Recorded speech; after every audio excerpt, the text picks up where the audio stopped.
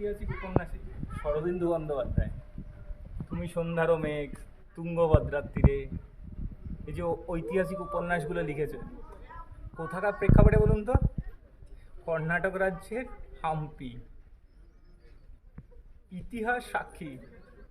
এই যে আর্কিটেকচারটা দেখছেন, এটা আজ থেকে প্রায় 600 থেকে 700 বছর আগে বানিয়েছে বিজয়নগর সাম্রাজ্যের চোল ডাইনাস্টি, চোল সম্রাটরা বানিয়েছে। পড়েছেন ইতিহাস বই? আমাদের কিন্তু পড়ানো হয় না, আমাদের পড়ানো হয় মোগল কি বানিয়েছে, লালকেল্লা, তাজমহল। লালকেল্লা, তাজমহল, এটা দেখুন, এটা 600 বছর আগে কি জিনিস বানিয়ে গেছে। অদ্ভুত জিনিস, অদ্ভুত।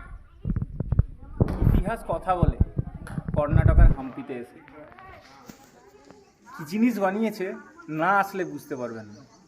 সবাইকে অনুরোধ করব, একবার এসে নিজের ইতিহাসটা চেক করে যান।